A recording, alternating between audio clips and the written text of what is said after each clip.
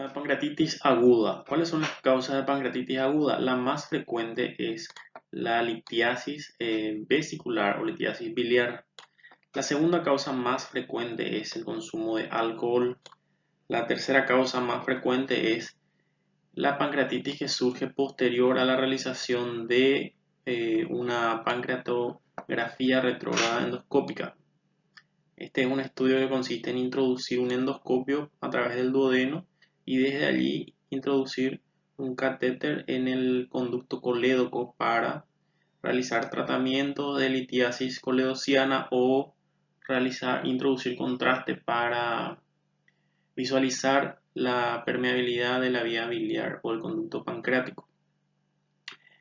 Posterior a este procedimiento, generalmente la lesión del esfínter de Oddi, su parálisis puede complicarse posteriormente con una pancreatitis aguda. Además, la hipertrigliceridemia es otra de las causas, generalmente cuando los triglicéridos están mayor a 1000 miligramos por decilitro. Y los fármacos que a veces producen reacciones alérgicas o toxinas como desecho metabólico. ¿Cómo se clasifica histopatológicamente? Existe la pancreatitis aguda, puede ser intersticial cuando existe inflamación en el intersticio, y la pancreatitis puede ser también necrosante cuando se produce la necrosis del tejido. Acá dice hemorrágico, pero es necrosante.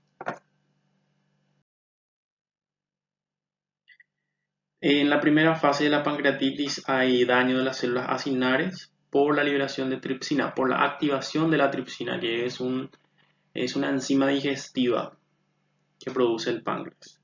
En la segunda fase, la activación de la tripsina se sigue de la atracción de leucocitos macrófagos que aumentan la reacción inflamatoria en el páncreas.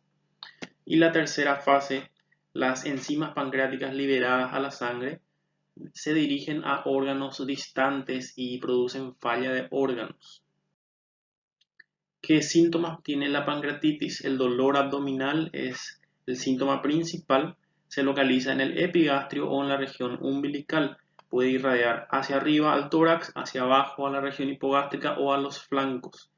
Tiene un carácter terebrante, intenso, y puede irradiar hacia la espalda. El dolor puede acompañarse de vómitos, náuseas. La ictericia, que es la coloración amarillenta de la piel, se puede dar por el edema en la cabeza del páncreas que comprime el conducto, la vía biliar. Generalmente es transitorio y esto cede con los días en la mayoría de las pancreatitis agudas. Los nódulos subcutáneos tienen que ver con la necrosis del panículo adiposo subcutáneo. Se da en 10% de los casos. Esta imagen era para hablar del carácter terebrante del dolor. Y el signo de Cullen y el signo de Turner tienen que ver con la pancreatitis grave hemorrágica. Esta coloración azulada se relaciona a la sangre que existe en el retroperitoneo y que llega hasta la región del ombligo a través del ligamento redondo del hígado. Lo mismo, esto representa sangre acumulada en el retroperitoneo que llega a la parte superficial a nivel subcutáneo, se acumula y produce esta coloración violácea. Otra manifestación clínica puede ser el derrame pleural. Generalmente el lado izquierdo tiene que ver con el tejido inflamatorio del retroperitoneo que traspasa el diafragma y llega a acumular líquido en la cavidad pleural. ¿Qué estudios se realizan en la pancreatitis? ¿Qué estudios diagnósticos? Principalmente los estudios de sangre. A nivel de la química, la determinación de amilasa y lipasa. Tiene que haber una elevación de 3 veces el valor normal para que tenga un valor diagnóstico. La amilasa suele elevarse falsamente en los estados de acidosis. La lipasa es más específica. Tiene que descartarse también isquemia del intestino o perforación del intestino, ya que en este cuadro también se elevan la amilasa y la lipasa. Habrá leucocitosis como en cualquier estado inflamatorio. La sangre va a estar más concentrada porque las toxinas liberadas van a aumentar la permeabilidad de los vasos y el suero va a pasar hacia el espacio intersticial, entonces la sangre va a estar más concentrada. La hiperglicemia se da por la liberación de adrenalina, noradrenalina, por el dolor intenso, por los glucocorticoides que se liberan, el cortisol ante una enfermedad que produce un estrés agudo. La hipocalcemia se cree que se debe a la saponificación de la grasa peripancreática, es decir, el calcio se une a los triglicéridos y forma una sal, que es un jabón. La hiperbilirrubinemia se da por obstrucción de la vía biliar relacionada al edema de la cabeza del páncreas. La hipertrigliceridemia generalmente es la causa de la pancreatitis. La hipoxemia se da cuando el estado inflamatorio, la respuesta inflamatoria sistémica, empieza a afectar la circulación capilar pulmonar y se empieza a producir un síndrome de distrés respiratorio agudo. Es un marcador de gravedad, insuficiencia de órgano, la hipoxemia. A veces en el electrocardiograma hay imágenes que confunden con un cuadro de isquemia miocárdica, es decir, elevación del ST o ondas T negativas. El estudio el estudio de imagen que se puede realizar en primer lugar es una ecografía abdominal para descartar la etiología litiásica del cuadro o visualizar el tamaño del páncreas o la cabeza del páncreas específicamente y descartar otras patologías como otros diagnósticos diferenciales. La tomografía es un estudio más específico que se realiza recién al quinto día y sirve para diagnosticar las complicaciones locales que pueden ocurrir en el páncreas, como las necrosis pancreática, los pseudoquistes, pero no es necesario realizar la tomografía en la etapa aguda de la enfermedad. Hablando de la tomografía que se realiza a los 5 días en adelante, hay diversas lesiones que se pueden diagnosticar, por ejemplo, la pancreatitis intersticial, que tiene que ver con el aumento del tamaño del páncreas sin imágenes hipodensas, o sea, hay captación del contraste en forma general en el páncreas.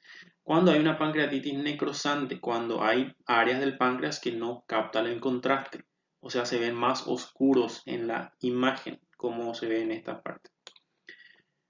Cúmulo de líquido agudo es cuando se acumula líquido alrededor del páncreas sin una pared definida.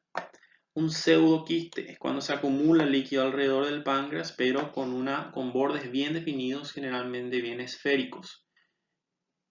Cúmulo necrótico es cuando se acumula tejido necrótico, como acá, oscuro, pero con una pared bien definida. Y la necrosis tabicada es cuando esta pared es gruesa y tiene tabiques. ¿Cómo se diagnostica una pancreatitis? Dos criterios de los tres que voy a citar son necesarios para hacer el diagnóstico de pancreatitis. O sea, cuando hay un dolor típico, que es en el epigastrio, que irradia al dorso, sumado a el incremento de 3 o más veces en el nivel de lipasa o amilasa, ya son suficientes para hacer el diagnóstico de pancreatitis. No es necesario una tomografía que confirme la lesión. Pero en el caso de realizarse una tomografía, una imagen compatible con pancreatitis también es un criterio diagnóstico. Es decir, un dolor típico más imagen tomográfica compatible es diagnóstico. Hay diversos cuadros abdominales que cursan con dolor en epigastrio o dolor periumbilical que deben descartarse, como la oclusión vascular mesentérica, el infarto del miocardio, un aneurisma de la aorta que tiene una disección aguda, una neumonía puede irradiar al abdomen también al afectar la pleura en la región basal. La cetoacidosis diabética también produce dolor abdominal y elevación falsa de la amilasa. La perforación de la víscera hueca es muy similar, produce un dolor en epigástrico también, se debe generalmente a la úlcera péptica perforada. La colecistitis aguda que también produce dolor en epigástrico y se da también posterior a ingestas copiosas de lípidos. Se considera que existe una fase temprana y una fase tardía en la pancreatitis. En la fase temprana es la que son las primeras 2 semanas de la enfermedad, en donde la intensidad de la enfermedad se mide por los parámetros clínicos, no se utiliza tomografía. En esta fase la mayoría de los pacientes tienen un síndrome de respuesta inflamatoria sistémica, que si persiste, uno está en riesgo de desarrollar una insuficiencia de órganos. Repito que no se debe realizar la tomografía en la fase temprana y se deben controlar la insuficiencia, se debe estar atento a la presencia de falla de órganos o insuficiencia de órganos. ¿Cómo se define la insuficiencia de un órgano en esta etapa? La insuficiencia, por ejemplo, del aparato respiratorio se define por la PAFI, según el score de Marshall. Se asignan 1 punto, 2 puntos, 3 puntos. Con 2 puntos es suficiente para decir que hay una falla, por ejemplo, respiratoria. Es decir, si la PAFI es entre 200 y 300, se asignan 2 puntos y se hace el diagnóstico de insuficiencia respiratoria, falla de órgano. A nivel renal, una creatinina entre 170 y 310 también hace el diagnóstico de falla renal. En micromoles por litro. A nivel cardiovascular, la presión arterial menor a 90, que no responde a la administración de líquido, se puede considerar como un signo de falla cardiovascular. Entonces, la presencia de un órgano con insuficiencia determina mayor mortalidad, mayor gravedad de la pancreatitis en la fase temprana. Estos son los parámetros que se tienen que tener en cuenta para hablar de la intensidad de la enfermedad, no la tomografía. Ya en la fase tardía, que se define por la presencia de necrosis en la tomografía, cuando uno ve necrosis en la tomografía, se realiza en forma tardía, ¿verdad? Al pasar los días, cuando el paciente no mejora, se realiza una tomografía, se ve necrosis, se puede decir que se ha entrado a la fase tardía, la segunda fase, generalmente en la tercera y cuarta semana. La intensidad también se mide por la insuficiencia de los órganos utilizando el esquema de Marshall.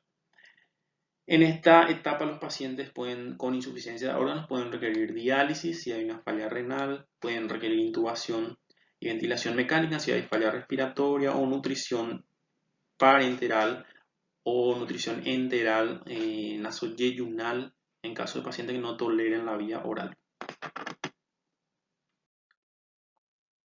La clasificación de Petrov de la pancreatitis aguda nos habla de la intensidad de la enfermedad. Se tienen en cuenta 2 parámetros: las complicaciones que hay en el páncreas que se ven en la tomografía y la presencia de falla multiorgánica. Entonces, si no hay complicaciones locales, la enfermedad se considera leve, y cuando tampoco hay falla multiorgánica.